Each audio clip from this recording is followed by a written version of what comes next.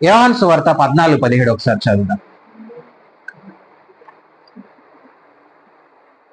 త్వరగా. లోకము ఆయనను చూడలేదు, లోకం ఏం చేయదు, ఆయన చూడదు, ఆయన ఎరగదు గనుక ఆయనని పొందనేరదు. మీరు ఏమై ఉన్నారు, ఆయన ఎరుగుదురు, ఆయన మీతో కూడా నివసించును, మీలో ఉండును. హల్లెలూయా. ఆయన ఏం చేస్తున్నాడు, మీతో కూడా నివసించును, మీలో ఉండును అంటూ ఉన్నాడు. ఈ రోజు మనతో నివసిస్తూ ఉన్నాడు, మనలో ఉన్నాడు.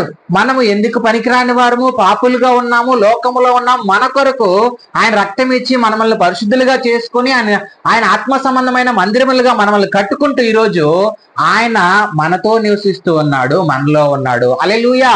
లోకమొకాలు ఆయన్ని జ్ఞాపకం చేసుకోకపోయినా, లోకమొకాన్ని ఆయన్ని గుర్తించుకోపోయినా, అయితే ఆయన రక్తములో కడగబడి ఉన్న నీవు నేను మాత్రము ఆయన మనతో నివసిస్తూ ఉన్నాడు, ఆయన మనలో ఉన్నాడు. హల్లెలూయా. ఎంత గొప్ప ధన్యత, ఎవరికి లేని ధన్యత దేవుడు నీకు నాకు ఇచ్చి ఉన్నాడు. అయితే మనం జ్ఞాపకం చేసుకోవాలి. ఈరోజు అయ్యో నాకు ఈ ఆత్మకు రక్షకుడైన దేవుడు, ఈ ఆత్మను నేను చాలా జాగ్రత్తగా కాపాడుకోవాలి. ఎందుకన్నాడు చూడు, ఒక పని చేసేటప్పుడు కూడా దేవుడు నాతో ఉన్నాడు, నేను జాగ్రత్తగా ఉండాలి. అయ్యో నేను ఈ పలాని పని చేస్తున్నాను, దేవునికి విరోధమైనది, నాలో నివసిస్తూ ఉన్నాడు. ఒకవేళ నీ దేహములో దేవుడు లేకపోతే సాతానుడు నివసించే చోటు ఉంది. హల్లెలూయా. సాతాను నివసించే సమయం. ఎందుకనంటే నువ్వు జ్ఞాపకం చేసుకోవాలి, నీ దేహము దేవుని ఆలయమై ఉన్నప్పుడు దేవుడే నివసిస్తాడు, పరిశుద్ధాత్ముడే ఉంటాడు. ఆయన ఆత్మ కార్యములు నీ కుటుంబంలో, నీ సంఘములో, సమాజంలో నువ్వు వెళ్ళిన ప్రతి చోట దేవుడు కార్యమును చేస్తాడు. ఎందుకనంటే ఆయన నీలో నివసిస్తూ ఉన్నాడు, నీతో ఉంటూ ఉన్నాడు. ఒకవేళ నీవు దేవునికి దూరం అయితే నువ్వేమవుతావో తెలుసా, నువ్వు పొందుకున్న ఆశీర్వాదములన్నిటినీ కోల్పోతావు. చూడండి, సౌలు దేవుడే ఏర్పాటు చేసుకున్నాడు, సౌలు దేవుడే రాజునుగా చేశాడు. కానీ దేవుడు ఆ మాటను ఎప్పుడైతే అతిక్రమించినాడో, ఆజ్ఞని అతిక్రమించినాడో, వెంటనే ఆయనకి తెలియని ఆయన స్థానంలో దావీదుని రాజుగా చేశాడు. హల్లెలూయా. చూడండి, ఆయనలో ఎప్పుడైతే దేవుని ఆత్మ పోయిందో ఆయనలో ఏ ఆత్మ వచ్చిందంట, దురాత్మ వచ్చిందంట. ఈ రోజు అదే నేను అంటూ ఉన్నది మీతో, ఏమనంటే మనలో ఆయన నివసిస్తూ ఉన్నాడు, మనతో ఉన్నాడు. ఒకవేళ ఆయనలో మనలో లేకపోతే ఎవరు నివసిస్తారు, దురాత్మ వస్తుంది.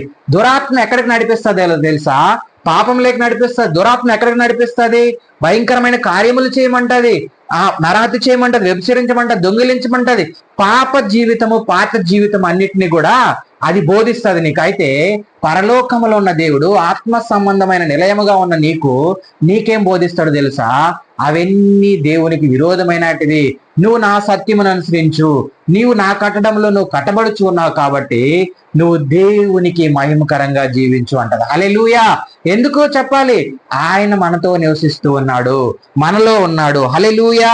చూడండి 14:23 ఒకసారి చదువుమ్మా. యోహాను 14:23 త్వరగా. యేసు ఒకడు నన్ను ప్రేమించిన ఎడల వాడు నా మాట గైకొనును, అప్పుడు హల్లెలూయా. ఒకడు నన్ను ప్రేమిస్తే నా మాట గైకొంటాడు.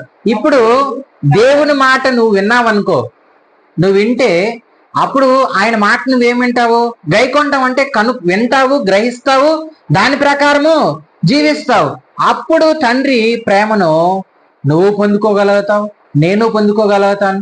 అందుకనే ఇక్కడ అంటూ ఉన్నాడు, ఏమని అంటున్నాడంటే, ఒకడు నన్ను ప్రేమించిన ఎడల వాడు నా మాట గైకొనును, మేము అప్పుడు నా తండ్రి వానిని ప్రేమించును. హల్లెలూయా.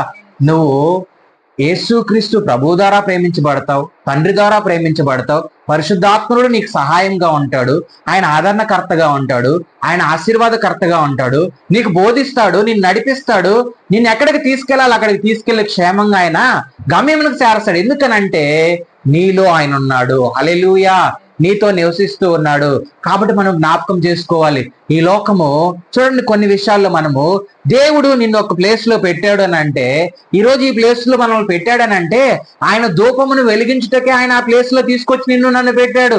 ఒక ఉద్యోగంలో కావచ్చు, వ్యాపారంలో కావచ్చు, నేను ఎక్కడ తీసుకెళ్ళినా కూడా సరే దేవుడు ఒక ప్లేస్ లో నేను పెట్టి ఉన్నాడంటే అక్కడ ఆయన ధూపం వెలగాలి, ఆయన మాటలు మాట్లాడాలి. అయితే ఇక్కడ అంటాడు ఒక మాట, 2 కొరింథీయులకు రాసిన పత్రిక 14వ అధ్యాయంలో మీరు అవిశ్వాసులతో జోడీగా ఉండకడి. నీతికి దుర్నీతికి ఏమి సాంగత్యము? వెలుగుకు చీకటితో ఏమి పొత్తు? అవిశ్వాసతో విశ్వాసకి పోలిక ఎక్కడిది అని అంటాడు. హల్లెలూయా. అయితే మనము మీరు అవిశ్వాసులతో జోడీగా ఉండకండి అంటాడు. నీతికి దుర్నీతికి ఏమి సాంగత్యము? వెలుగునకు చీకటికి ఏమి పొత్తు అంటూ ఉన్నాడు. ఈరోజు మనమల్ని దేవుడు ఏం చేశాడో తెలుసా? చీకట్లో నుంచి వెలుగులోకి తీసుకొచ్చాడు. అదే విధముగా మనం అవిశ్వాసులుగా ఉన్నాము, అవిధేయులుగా ఉన్నాము, దేవునికి విరోధముగా ఉన్నాము. ఈరోజు ఆయన మందిరములో మనం ఏమై ఉన్నాము? కట్టబడుచు ఉన్నాము. ఎలా కట్టబడుచు ఉన్నాము? పరిశుద్ధమైన ఆలయముగా వృద్ధి పొందుచూ ఉన్నాము. అదే విధంగా మనం జ్ఞాపకం చేసుకుంటే ఆయన నివాస స్థలముగా ఉన్నాం మనం. అయితే మనం ఏం చేయాలంటే, కొన్నిటికి కాదు, దేవుడు చెప్పిన ప్రతి మాటకి మనము, దేవుడు చేయొద్దన్న వాటికి మనం ఎప్పుడు కూడా ఏమై ఉండాలి?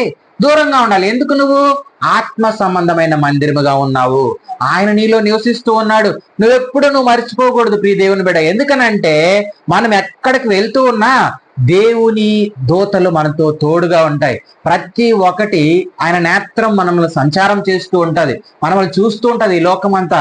మనం ఎక్కడ వెళ్ళినా, ఎక్కడికి వస్తూ ఉన్నా దేవునికి మహిమకరంగానే, దేవునికి సాక్ష్యంగానే మనం జీవించాలి. హల్లెలూయా. అయితే మనము ఈ చీకటితో మనకు పొత్తొద్దు అంటూ ఉన్నాడు ఇక్కడ కొరింథీయులకు రాసిన పత్రికలో. అయితే ఈ చీకటికి పొత్తొద్దు ఎందుకంటూ ఉన్నాడు? ఆల్రెడీ లోకంలో నువ్వు ఉన్నావురా బాబు. పరలోకం నుంచి తండ్రి తన కుమారుడు పంపించి ఆ రక్తం ద్వారా నీకు ఈ రోజు విమోచన వచ్చింది. ఆ రక్తం ద్వారా నువ్వు పవిత్రుడు అయ్యావు, పరిశుద్ధుడు అయ్యావు. మళ్ళీ ఎందుకు నువ్వు చీకటి వైపు చూస్తావు అని అంటాడు. హల్లెలూయా. అందుకే అంటాడు హెబ్రీయులకు రాసిన పత్రికలో, ఒకసారి పరలోక సంబంధమైన రుచి చూచి ఆయన మార్గంలో నువ్వు తప్పేవు అనుకో, అలాంటి వాళ్ళకి మళ్ళీ ఆయన ఏం చేయలేడంట? రక్షించలేడంట. హల్లెలూయా. అలాంటి వాళ్ళని దేవుడు రక్షించడు మళ్ళీ. అందుకే చెప్తూ ఉన్నాడు, నీకు అవిశ్వాసులతో నువ్వు జోడీగా ఉండవద్దు అంటూ ఉన్నాడు. అదే విధంగా నీతికి దుర్నీతికి, నీతి అంటే పరలోకం నుంచి వచ్చినది, దుర్నీతి అంటే ఈ లోకంలో సంచారం చేసేది. ఇవన్నీ మనం జ్ఞాపకం చేసుకోవాలి. మనము ఎందుకు జ్ఞాపకం చేసుకోవాలి అని అంటే, మనము ఆత్మ సంబంధమైన మందిరముగా కట్టబడుచు ఉన్నాము. దేవుడు మనలో నివసిస్తూ ఉన్నాడు.